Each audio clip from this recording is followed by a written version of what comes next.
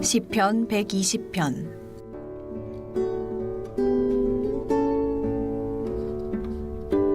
내가 환난 중에 여호와께 부르짖었더니 내게 응답하셨도다. 여호와여, 거짓된 입술과 속이는 혀에서 내 생명을 건져주소서. 너 속이는 혀여 무엇을 내게 주며 무엇을 내게 더할꼬. 장사의 날카로운 화살과 로뎀나무 숯불이리로다. 매색에 머물며 계달의 장막 중에 머무는 것이 내게 화로다. 내가 화평을 미워하는 자들과 함께 오래 거주하였도다. 나는 화평을 원할지라도 내가 말할 때에 그들은 싸우려 하는도다.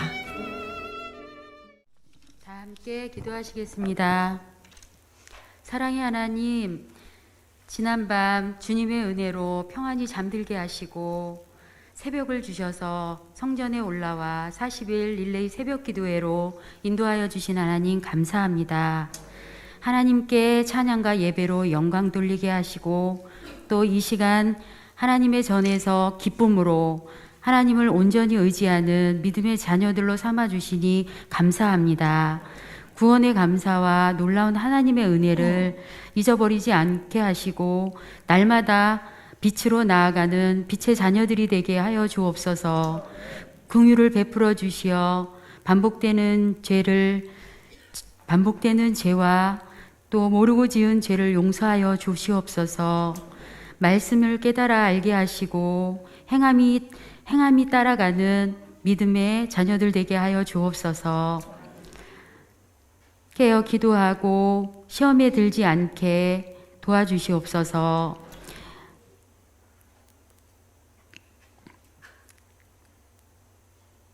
문제 가운데 살아있지만 뚫고 나가는 믿음을 주시옵소서. 그리하여 형통의 삶을 살게 도와주시옵기를 간절히 기도합니다. 오늘도 하나님의 말씀을 선포하시는 담임 목사님을 축복하여 주시옵소서. 말씀을 전하시는 목사님 위에 하늘의 축복과 성령의 충만함으로 채워 주시옵소서. 날마다 영과 육의 강건함으로 지켜주시옵기를 간절히 기도드립니다. 선포하시는 하나님의 은혜로 말씀대로 결단하며 주님을 닮아가는 또 새롭게 변화되는 삶을 살아가는 저희들이 되게 인도하여 주시옵소서. 사모님과 두 자녀 외에도 하나님의 보호하심이 함께하여 주시옵소서. 조재현 전사님, 장모세 전도사님, 양예준 전사님에도 안예준 전사님께도 주님의 충만한 은혜로 채워주사 주시는 능력으로 주의 사역을 감당하실 수 있도록 인도하여 주시옵소서. 오늘도 말씀과 기도로 하나님을 만나는 축복의 시간이 되게 인도하여 주시옵기를 원합니다. 베풀어 주신 사랑을 가지고 저희들 복음을 전하게 하시고 이웃을 사랑하게 하시기를 간절히 원하옵나이다. 갈릴리 공동체가 되게 하여 주시옵소서. 특별히 수험생들에게 편안함과 평안함과 또 건강과 지혜를 주시옵기를 간절히 기도드립니다. 하나님께 그들이 귀한 시간으로 하나님께 영광 드리는 감사의 시간들이 될 수 있도록 인도하여 주시옵소서. 감사함으로 여성교회 임원들과 회장단들이 하나님께 찬양을 드립니다. 기쁘게 받아주시옵기를 간절히 기도드립니다. 감사드리며 예수님의 이름으로 기도드렸습니다. 아멘.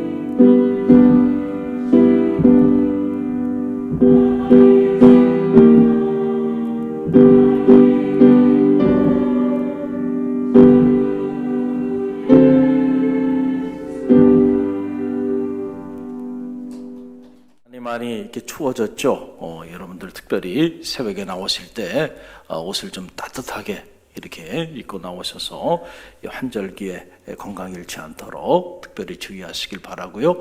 우리 마음을 담아서 감사를 하나님 앞에 고백합니다. 성의를 허락하신 하나님 감사합니다. 우리 고백합니다. 성의를 허락하신 하나님 감사합니다. 감사할 때 여러분이 축복의 주인공이 되고 은혜의 주인공이 되고요. 할렐루야. 누가 뭐래도 이 축복의 자리 빼앗기지 않는 은혜가 있기를 간절히 바랍니다. 오늘 시편 120편 말씀인데 참 놀라운 말씀이 이곳에 담겨 있는 것을 봅니다. 템플 필그림 삶스라고 불리우는 성전 순례 시편이라고 우리가 이렇게 불리워지는 그런 놀라운 말씀입니다. 부제에 보면 성전에 올라가는 노래라고 이렇게 기록이 되어 있어요. 이제 순례자들이 순례를 하면서 예루살렘 성전이 이렇게 고지에 있단 말이에요. 그래서 그 예루살렘 성전을 향하여 올라가면서 순례자들이 찬양하며 부르는 노래, 이것을 우리가 성전 순례 노래, 성전 순례 시편이라고 말하는데, 이 시편 120편은 이 성전 순례 시편의 첫 문을 여는 그런 말씀이에요. 그래서 134편까지가 모두 이 성전 순례 찬양의 시로 이렇게 계속 이어져 나가는 것을 보게 되는데요.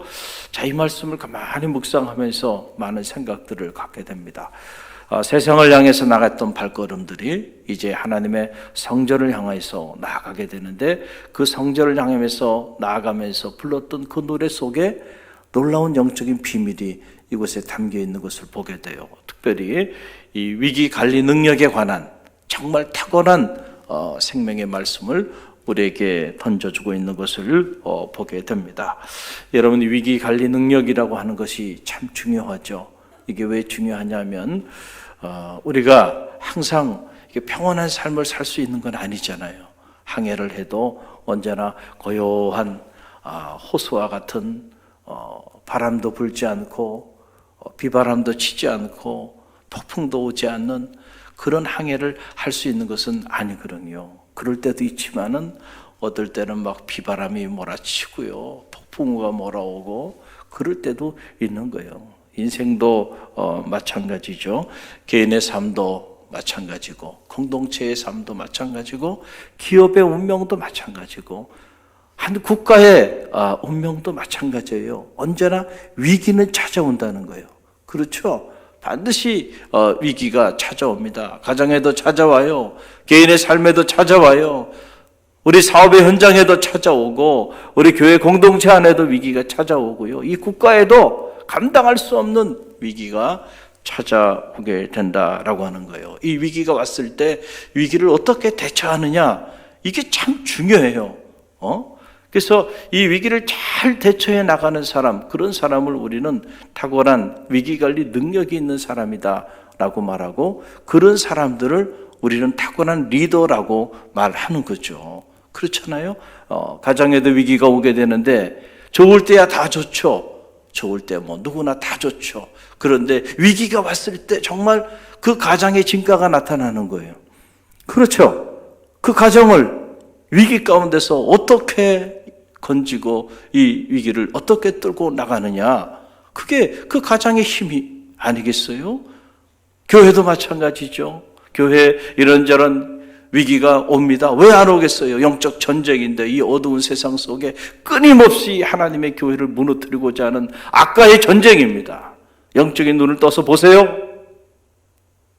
끊임없이 공격하죠. 끊임없이 공격하죠. 하루에도 수백만의 불화살이 저를 향해서 달려와요. 저는 그걸 느낍니다. 그래서 쓰러지면 안 돼. 할렐루야. 쓰러지면 끝나는 거예요. 한번 생각해 보세요. 제가 무너져 버리면 교회가 어떻게 되겠어요? 담임 목사님 무너지면 교회는요, 한순간에 다 시험에 빠지고 마는 거예요. 그래서 중보기도 하라는 거예요. 할렐루야. 왜냐하면 한 번에 위기가 오고 끝나는 게 아니고 계속 밀려온단 말이에요. 근데 이 위기를 뚫고 나가야 돼.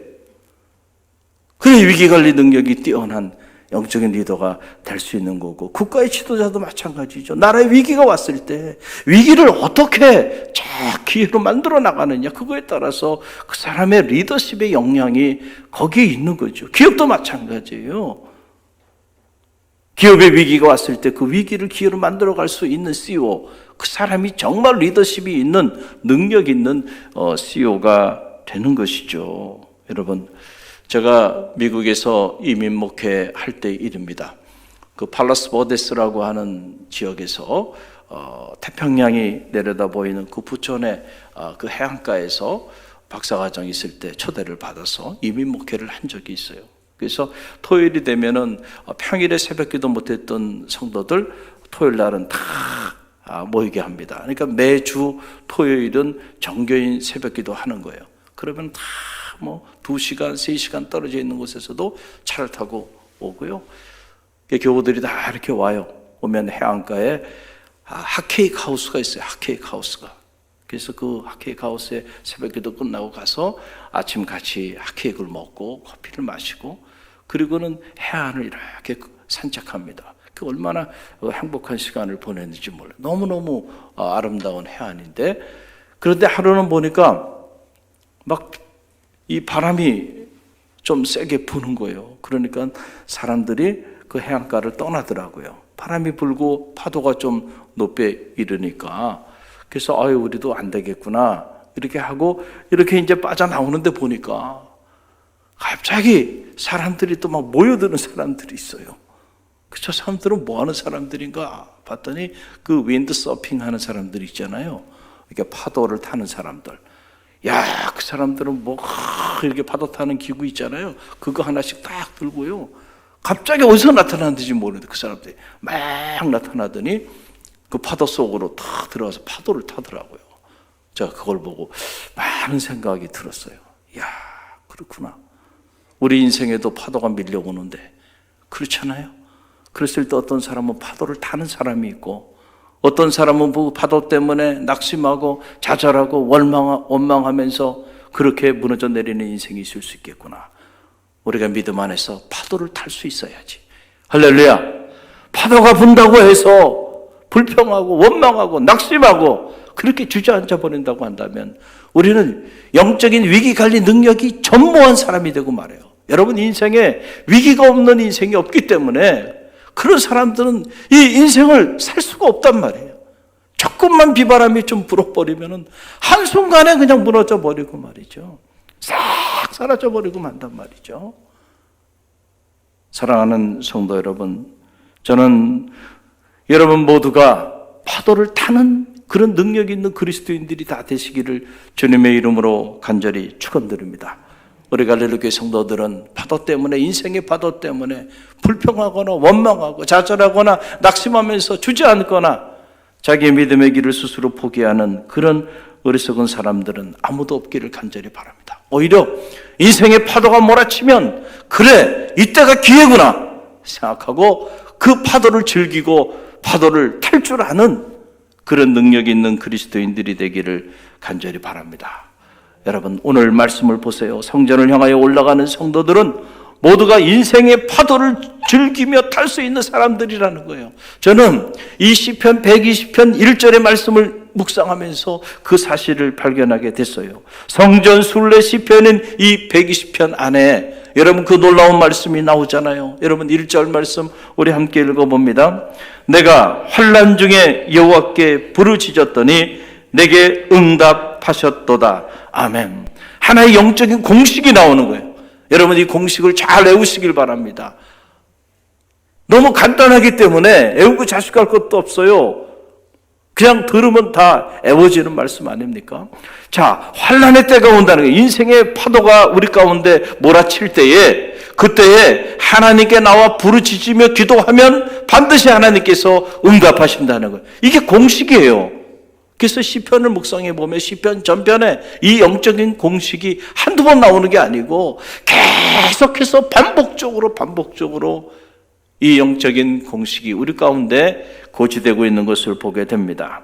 시편 18편 6절 말씀 우리 함께 볼까요? 시편 18편 6절 함께 읽어봅니다. 내가 환난에서 여호와께 아뢰며 나의 하나님께 부르짖었더니 저가 그 전에서 내 소리를 들으시며 그 앞에서 나의 부르짖음이 그 귀에 들렸도다. 아멘. 자, 공식이죠. 또 보세요. 환난의 날이 다가왔어요. 내게 환난에서 여호와께 아뢰며 여호와께 부르짖었더니 여호와께서 나의 부르짖음에 귀를 기울여 주셨다는 거죠. 하나님이 우리의 기도에 응답하여 주시면 모든 문제가 해결되는 거예요. 오히려 환난이 면에 축복이 되고 위기가 면에 기회가 되고요. 고난이 면에서 이전에 한 번도 경험하지 못했던 놀라운 은혜의 새 장으로 나아가게 되는 거예요. 할렐루야. 그러니까 다윗이 고난이 유익했다고 그랬잖아요. 왜냐하면 고난 때문에 내가 하나님께 부르짖었고 하나님께 부르짖었더니 하나님이 내게 응답하여 주셔서 내가 이제는 하나님을 경험하는 삶, 하나님을 체험하는 삶, 하나님과 함께하는, 하나님과 동행하는 그런 능력이 있는 하나님의 사람이 되었다고 고백했잖아요. 여러분, 이 영적인 공식을 알고 이 공식에 따라 인생에 이 환난의 파도가 몰라쳐 왔을 때 어떻게 대응해야 되는가? 끝없는 도전과 응전인데 우리가 어떻게 반응하느냐? 사실 믿음이라는 것은 그거예요. 어떻게 반응하느냐? 그게 믿음이에요. response라고 하는 거죠. 여기서 나온 말이 responsibility, 책임이라는 거예요. 책임성이라는 말 아닙니까? 환난이 오고 고난이 오고 위기가 오고 인생의 파도가 몰아칠 때에 우리가 그것에 대해서 어떻게 대응하고 어떻게 반응하느냐에 따라서 인생은 둘로 갈라지는 거예요. 위기 때문에 무너져 내리는 인생이 있고 어떤 사람은 그 위기 때문에 오히려 그 이전에 경험하지 못했던 새로운 기회로 나아가는 그런 사람들이 있다는 거죠. 갈릴리 교회는 전자가 아니고 후자가 되게 하시니 감사하죠. 특별히 이 자리에 계신 여러분들이 전자가 아니고 후자가 되었으니 감사하죠. 새벽을 깨우는 일 쉽지 않아요. 한 영혼의 새벽을 깨우는 일도요, 인간적으로는 안 됩니다. 여러분 얼마나 힘들어요. 사람이 사람의 마음을 움직일 수 있나요? 저는 불가능하다고 생각합니다. 내가 내 마음도 내 마음대로 컨트롤이 안 되는데 내가 누구의 마음을 움직이겠습니까? 불가능해요. 저도 못합니다. 그러나 하나님은 하실 수 있어요. 할렐루야. 성령님께서 여러분의 마음을 감동하시고 터치하시고 생각을 바꿔주시고 새벽을 깨워야 되겠다. 이 위기의 때에 이 위기 때문에 좌절하거나 낙심하거나 근심하거나 걱정하거나 염려만 하고 살 것이 아니고 오히려 이 위기를 기회로 만들기 위하여 우리에게 끊임없이 던져주는 이 영적인 공식이 있잖아요. 환난의 때에게 부르짖으며 기도하라는 거예요. 그럼 반드시 하나님이 응답하여 주신다는 거예요. 이 믿음을 가지고 내가 기도해야 되겠다. 그 결심한 사람들이 이 자리에 다 있는 거예요. 여러분이 그 증인들입니다. 할렐루야. 우리가 우리 힘으로 나오는 것 같지만 그렇지 않아요. 하나님이 특별히 여러분의 마음을 터치하시고 생각을 터치하시고 그래서 준비하게 하셔서 오늘 이 자리에 있는 거예요. 할렐루야. 이 인생의 파도를 즐기는 사람들이에요. 인생의 파도를 타는 사람들이에요, 여러분들은. 할렐루야. 그래서 여러분 보세요. 시편에 보면 계속 이런 말씀이 나와요. 시편 118편 5절, 시편 118편 5절 말씀 함께 읽어봅니다. 내가 고통 중에 여호와께 부르짖었더니 여호와께서 응답하시고 나를 광활한 한 곳에 세우셨도다. 아멘. 고통 중에 어떻게 했어요? 여호와께 부르짖었더니 여호와께서 내게 응답하시고 나를 광활한 그곳에 서게 해주셨다는 거예요. 할렐루야. 고통 중에서 내 삶이 다 무너질 줄 알았어요. 모든 사람들이 나를 대적하고 한순간에 그런 경험들을 할 수 있잖아요. 다윗이 그런 경험한 거 아닙니까? 모든 백성, 모든 신하들이 왕을 비롯해서 다 그를 칭송하고 그를 존귀히 여기다가 한순간에 모든 사람들이 등을 다 돌려버리는 거예요. Everybody against me. 여러분 한번 생각해 보세요. 한두 사람도 아니고 모든 사람이 등을 돌려버렸어요. 그런 고통, 그런 인생의 나락에 한순간에 다윗이 떨어진 겁니다. 그런데 그가 그 고통 중에서 하나님께 부르짖은 거예요. 할렐루야. 그랬더니 하나님께서 그의 부르짖음을 들으시고 그를 박해하고 핍박하고 대적했던 사람들을 하나님께서 하나님의 방법으로 다 해결해 주시고, 여러분 정말로 다윗 사람들은 다윗이 언제 만난 사람들, 사울의 궁정에 있을 때가 아니에요. 유대 광야를 헤매면서 반역자가 돼서 도망자의 신세가 돼서 도망 다닐 때 그때 만난 사람들, 그렇죠? 그때 만난 사람들이 있어요. 그때 다윗이 아무것도 가진 게 없었고, 다윗이 정말 모든 사람들이 다윗을 반역 죄인으로 그렇게 정죄하고 그만 보면 다 도망가고 그를 누구도 돕고자 하지 않은 그때에 다윗과 함께 했던 사람들이 있었어요. 비루한 사람들, 그들도 누군가에 의해서 억울한 일을 당해서 고통 가운데 있었던 사람들, 그 사람들이 다윗 주변에 모여들기 시작합니다. 여러분, 그때 그 인생의 광야에서 만났던 그 사람들이요, 평생 다윗 사람들이 된 거예요. 할렐루야. 우리가 흔히들 조강지처 뭐 이런 얘기도 하잖아요. 그게 뭐예요? 힘들고 어려울 때 그때 함께 했던, 그게 진짜죠. 친구도 마찬가지예요. 좋을 때는 뭐 다 친구라 그래요.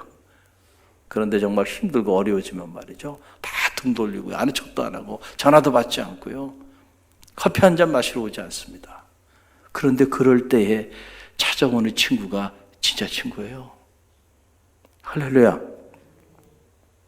힘들고 어려울 때, 그렇죠? 내가 아무것도 해줄 수 있는 게 없을 때, 그럴 때도 내게 찾아와서 함께 할 수 있는 사람이라면 그 사람이라면 평생 함께 할 수 있는 거예요. 할렐루야. 다윗이 만났던 다윗 사람들은요, 바로 그 인생의 밑바닥에서, 그 고난에서 그때 만났던 그 사람들이 다윗 사람들이 된 겁니다. 훗날 통일 왕국 시대를 이루는데 그가 궁정에서 잘 나갈 때 만났던 사람들 아니에요. 그 사람들은 한순간에 등 돌리고요, 돌 던지고 침 뱉고 사울의 편에 섰잖아요. 그러나 그가 인생의 밑바닥에 그 고난의 시절들을 보낼 때, 그때도 다윗을 찾아왔던 사람들, 그 사람들 정말 다 You go, we go. 너 가면 나도 가고 우리도 간다는 거죠. 정말로 이렇게 다윗과 평생 함께했던 그 사람들은 다윗이 인생의 밑바닥 속에서 그 환난의 때에 고통 가운데 있을 때 그때 만났던 그 사람들이에요. 할렐루야. 그 고난이 유익해요. 그 고난을 통해서 진짜 내 사람이 누군지를 알게 된 거예요. 고난 당하지 않았으면 몰랐을 뻔해요. 고난을 당해보니까 야, 정말 어떤 사람이 정말 나와 함께 할 만한 사람인지 그때 딱 알게 된 거예요. 여러분, 고난을 당해보면 사람도 그 사람의 본질이 드러나는 거예요. 평소에는 몰라요. 다 믿음도 좋고 다 훌륭해 보여요. 그런데 한번 흔들어 버리면 그러면 이제 다 진가가 다 나타나면 성격도 나타나고 믿음의 본질도 다 드러납니다. 좋을 땐 다 좋죠. 좋을 때는 다 찬양도 하고 뭐 훌륭한 믿음을 가지고 있는 것 같고 봉사도 잘하고 막 이러는 것 같아요. 그런데 막 교회도 어려움이 오고 또 우리 삶에도 어려움이 오고 어려움이 몰아쳐버리면요, 한순간에 말이죠, 싹 물거품처럼 사라져버린단 말이죠. 이거 알곡만 남아있는 거예요. 할렐루야. 할렐루야. 여러분, 그래서 우리가 환난의 때에 우리 믿음의 성도들은 어떻게 반응하며 살아야 하는가?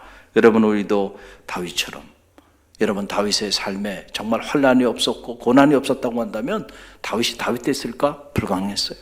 오히려 그 숱한 고난과 환난, 그것을 통해서 다윗이 그 자기에게 닥쳐진 그 수많은 고통과 고난과 환난을 그가 기회로 만들어 나갔기 때문에, 그래서 그 고난들이 다윗을 다윗되게 만드는 동력이 되고 말았다. 그러니까 자기에게 닥쳐진 고난이라고 하는 이 파도를 탈 수 있었던 탁월한 영적 위기관리 능력이 있었던 인물이 누구냐? 다윗이에요.